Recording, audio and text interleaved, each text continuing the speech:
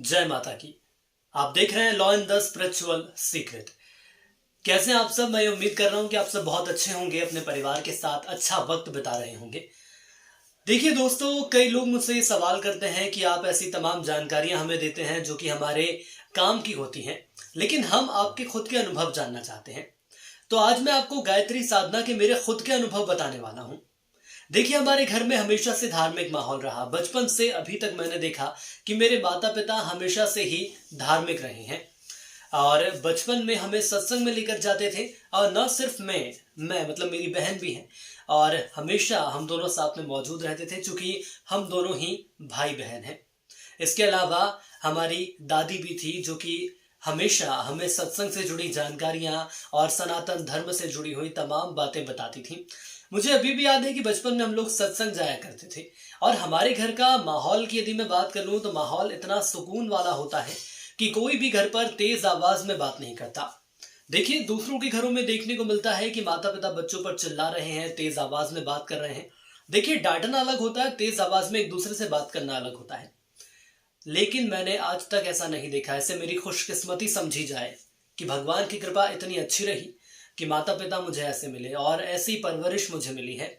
कभी भी मुझे लगता है कि मैं कोई कदम उठा रहा हूं, वो भला है या बुरा है, तो पहले मैं अपनी माता से जरूर पूछता हूँ, मेरी मम्मी से पूछता हूँ। लेकिन कहते हैं ना कि वक्त हमेशा एक जैसा नहीं होता। जैसे कि मैंने बताया कि हम दो ही भाई बहन हैं, मैं और मेरी दीदी। मानकर चलिएगा कि इतना प्यार है हमारे बीच, इतना प्यार है हमारे बीच कि मैं बता नहीं सकता। कहने का मतलब मेरा ये नहीं है कि दूसरों के भाई बहनों में ऐसा प्यार नहीं होता, होना भी चाहिए। बहन है आपकी, प्यार होगा, जरूर होगा, होता भी है। देखिए, दीदी की शादी हुई, मैं उसके बाद आपको बताता हूं कि क्या घटनाक्रम घटा। उसके बाद न जाने क्या हुआ, जीवन में परेशानियां आनी शुरू हो गई। जो मेरी दीदी हमेशा खुश रहती थी, उसके चेहरे पर हमेशा हमेशा एक मुस्कान देखने को मिलती थी। लेकिन दीदी की शादी के बाद धीरे धीरे उनसे बात करना दूर हो गई। काफ़ी पहले की बात मैं आपको बता रहा हूँ। इसके बाद जो हमारे मम्मी पापा हैं, उनकी तबीयत थोड़ी ख़राब रहने लगी। जैसे कि डायबिटीज़ की प्रॉब्लम हो गई, ब्लड प्रेशर की प्रॉब्लम हो गई। काम की बात की जाए तो अब जब जैसे कि मेरी शुरुआत हुई कि आखिर मैं अपना करियर कैसे आगे बढ़ाऊं, तो समस्याओं का आना शुरू हो गया। मुझे ऐसा लगा कि बचपन से युवा अवस्था तक जो मेरा जीवन रहा वो इतना अच्छा बीता, लेकिन आखिर अब हम किस दिशा में जा रहे हैं। जब बहुत सी परेशानियां दोस्तों आपके सामने आ जाती हैं, तो आपको खुद ये लगता है कि जो विश्वास है, जो आत्मबल है, वो अपने आप से ही डगमगाने लगता है। देखिए, प्रभु की भक्ति तो हम करते ही थे, लेकिन एक वक्त ऐसा आ गया कि हमारा ध्यान प्रभु की भक्ति में नहीं लगता था। ये सच बात मैं आपको बता रहा हूँ। नौकरी की समस्या, माता पिता की सेहत, और बहन जो कि अपने दुख और दर्द हमें बताती नहीं थी। अब देखिए कि एक बहन का दिल कितना अच्छा होता है, वो हमें कुछ बताती नहीं थी, क्योंकि उसको लगता था कि वो कुछ बताएगी तो समस्या बढ़ जाएगी, हमें भी तकलीफ होगी। लेकिन उसकी खामोशी सब कुछ कहती थी।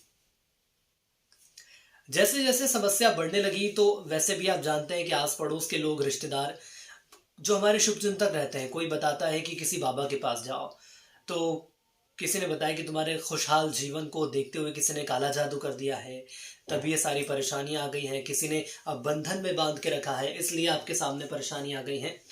समझ नहीं आ रहा था मुझे कि मैं करूं तो आखिर क्या करूं। रही सही कसर, आर्थिक रूप से खराब होने लगी। देखिए, जब एक उम्र हो जाती है माता पिता की, तो उनसे इतनी उम्मीद नहीं कर सकते आप, क्योंकि जीवन भर आपको उन्होंने पाला है। जब परेशानियां आती हैं तो चारों तरफ से आती हैं। कुछ ऐसा ही हाल हमारे साथ भी होने लगा था। चारों तरफ से परेशानियां आने लगी थी। करियर में आगे बढ़ नहीं पा रहे थे, माता पिता परेशान, बहन परेशान। रिश्तेदार या मित्र एक वक्त या एक सीमा तक ही आपकी मदद कर पाते, या आप लिख कर रख लीजिएगा, उन्होंने ऐसा ही किया। मैं यह किसी को दोषी नहीं ठहरा रहा हूं कि किसी ने मदद नहीं की, या कोई मेरा साथ नहीं दिया, किसी ने मुझे आर्थिक रूप से मदद नहीं की, या किसी ने मुझे आत्मबल नहीं दिया, ऐसा नहीं है। मदद करी लोगों ने, लेकिन जो जितना कर सकता था वो उतना ही करेगा।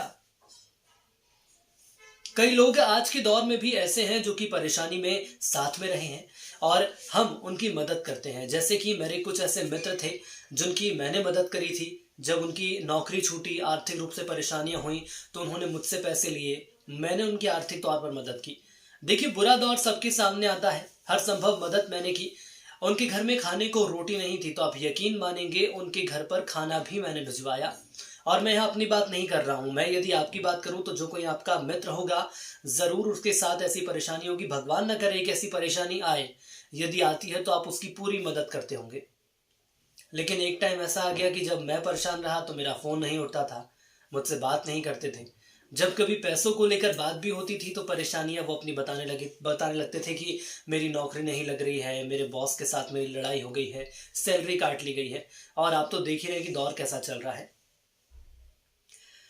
लेकिन एक वक्त मुझे ऐसा लगा कि जीवन में परेशानियां आना भी ज़रूरी हो जाती हैं, क्योंकि परेशानियां आती हैं तो पता चलता है कि आपका कौन है, आपका सगा कौन है, आपका शुभचिंतक कौन है। कहने का मतलब है कि आपकी समस्या में आखिर कौन कौन आपका साथ देने वाला है। ये सारी परीक्षाएं भगवान लेता है, और ये सारी परीक्षाएं तब साफ हो जाती हैं जब आप परेशानी में खड़े होते हो। लेकिन जब कोई हमारा साथ देता है तो पता चलता है कि आपका अपना आखिर कौन है। आपके जीवन में कुछ ऐसे अच्छे लोग भी हैं जो आपकी मदद करते हैं, लेकिन भगवान से यही प्रार्थना है कि जीवन में किसी को ऐसा वक्त ना दे जो कि इंसान अपना धैर्य खो दे। क्योंकि जब परेशानियां बढ़ने लगती हैं तो इंसान का जो विश्वास है वो अपने आप से टूटने लगता है। देखिए, ऐसा ही वक्त बीत रहा था, और मुझे याद है कि उस दिन की शाम की मैं बात आपको बता रहा हूं, बहुत अच्छे से याद है मुझे। मैं घर के मंदिर के सामने बैठा था, दिमाग में बहुत कुछ चल रहा था। कहने का मतलब है कि हमारे दिमाग में कौतूहल चल रहा था, हम क्या करें। हजारों सवाल मेरे दिमाग में घूम रहे थे। मुझे प्रभु से हजारों सवाल पूछने थे, लेकिन आंखों में बस आंसू थे। चाह कर भी मैं कुछ नहीं कर पा रहा था, बस अविरल आंसू की धारा बह रही थी। सिर झुकाकर खामोश था मैं। कुछ देर मुझे वहां पर बैठे बैठे हो गई, और मुझे लगा कि मेरे जीवन में क्या चल रहा है। तो मेरे सर पर एक फूल गिरा। यकीन मानिए, उस वक्त मुझे ऐसा लगा कि माँ गायत्री ने स्वयं अपने हाथ मेरे सिर पर रख दिए हैं। जब वो एहसास मुझे होता है तो पता चलता है कि वो किसी चमत्कार से कम नहीं था।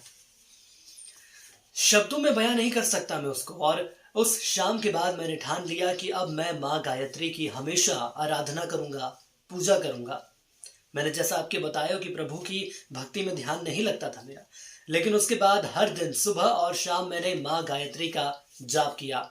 नित्य नियम मैंने बना लिया कि मैं खाना नहीं खाऊंगा, लेकिन मैं माँ गायत्री के दर्शन जरूर करूंगा। सुबह शाम को मैं गायत्री आराधना करने लगा, पूजा करने लगा। और यकीन मानिए, ये 5 दिन का सिलसिला रहा, और उसके बाद जो दोस्तों मैं आपको बताने वाला हूँ, यकीन नहीं होगा कि जीवन में ऐसे परिवर्तन आए कि पहले जो जीवन में जिया करता था अपने परिवार के साथ, जब मैं छोटा था, युवा अवस्था में आया, मुझे ऐसा लगा कि मेरे वही माता पिता मेरे सामने हैं और मैं वही जीवन जीने लगा उनके साथ, इतनी खुशी के साथ। मान लीजिए कि डूबते को तिनके का सहारा मिल गया। ऐसी अभूतपूर्व कृपा माँ गायत्री की हुई। धीरे धीरे जो मेरी दीदी, जो कि जिनकी शादी हो गई थी, जो अपनी परेशानी में थी, ससुराल में थी, आप यकीन नहीं मानेंगे, उसको आत्मबल मिलने लगा। अपने अधिकारों के लिए वो लड़ने लगी। उसने धीरे धीरे खुलकर बताया कि उसके साथ कितनी समस्याएं जुड़ी हुई थी। देखिए, आत्मसम्मान एक महिला को मिलना ही चाहिए, और वो सम्मान जब तक एक महिला को नहीं मिलता है, देखिए, शक्ति स्वरूपा होती है नारी। मैं आप सभी से निवेदन कर रहा हूं कि अपनी माताओं, बहनों, आपकी धर्मपत्नी को सम्मान दीजिए।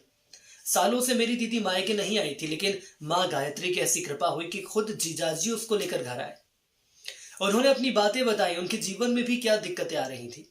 देखिए, माँ गायत्री की आराधना जब से शुरू की है तब से आपकी समस्या तो दूर हुई, लेकिन जो आपके साथ वाले लोग हैं उन पर भी उसका असर पड़ता है। धीरे धीरे चमत्कार होने लगे, सारी दिक्कतें दूर हो गई। फिर मैंने बताया कि ये कोई चमत्कार नहीं, बल्कि माँ गायत्री की कृपा है, जो कि हमारे परिवार पर बरस रही है। वक्त के साथ ही मेरे माता पिता की सेहत भी अच्छी हो गई। एक वक्त मुझे डर लगता था उनके विषय में कि आखिर कैसे जीवन आगे कटेगा, लेकिन माँ की कृपा ये रही कि सब कुछ बहुत अच्छा हो गया। सोचा था कि जो गंभीर बीमारियां कभी दूर नहीं होंगी, बड़े बड़े डॉक्टर्स जिन्होंने मना कर दिया था, लेकिन वो बीमारियां, यकीन मानिए, माँ गायत्री की कृपा से सही हो गई। उस दिन के बाद जो गायत्री साधना मैंने की, और मुझे नहीं पता था कि मेरे सारे दुख माँ हर लेंगी, लेकिन ऐसा ही हुआ। मेरे सारे के सारे दुख माँ ने दूर कर दिए। मैंने गायत्री साधना का अनुभव किया है, मैंने गायत्री साधना की है, लेकिन इस पूरे घटनाक्रम के बाद मुझे एक बात ये जरूर समझ में आ गई है कि आखिर आपके साथ क्या होने वाला है और विपरीत परिस्थितियों में आपको क्या करना है। देखिए, विपरीत परिस्थितियां मेरे जीवन में आई, आपके जीवन में आई, आती भी होंगी। नौकरी के नाम पर, समस्याओं के नाम पर, आर्थिक रूप से तंगी के नाम पर या घर परिवार की परेशानियां, लेकिन इस घड़ी में हमें डगमगाना नहीं है। देखिए, माँ गायत्री की महिमा अपरंपार है।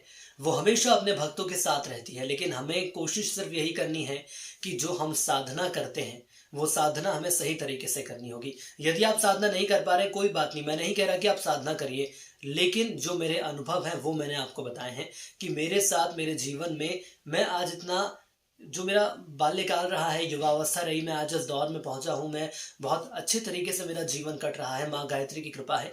परेशानियां जरूर आपके साथ आएंगी, लेकिन वो परेशानियों में आप ये सोचिएगा, हमेशा एक सकारात्मक शक्ति आपके साथ रहती है। आप पूजा जरूर करिए। देखिए, पूजा पाठ आप करेंगे तो घर का माहौल भी अच्छा रहेगा और आपको खुद अंदर से सकारात्मक ऊर्जा का अनुभव होगा। माँ गायत्री की यदि साधना नहीं भी कर पा रहे तो सुबह शाम आप मंदिर जाइए। देखिए, माँ गायत्री की महिमा अपरंपार है, शक्ति अपरंपार है। कोशिश बस यही करिएगा कि सुबह शाम दर्शन करें और सच्चे मन से प्रार्थना करिएगा कि हे माँ गायत्री, मेरे जीवन में जो भी परेशानियां आई हैं उसको आप दूर करिए, और उसके बाद देखिएगा कि आपके जीवन में कितने चमत्कार होंगे। तो ये मैंने आपको अपना अनुभव बताया है कि जो मुझे लगा मेरे जीवन में क्या घटा है, और मैं ये उम्मीद कर रहा हूँ कि माँ गायत्री से जुड़ी हुई यदि आप साधना करते हैं, पूजा अर्चना करते हैं, तो आपके जीवन की भी समस्याएं जल्द दूर होंगी। आज के लिए इस वीडियो में इतना ही। मैं कुछ और वीडियोस लेकर आपके बीच जल्द हाजिर होऊंगा और उसमें भी आपको नई जानकारियां जरूर दूंगा। जय माता की।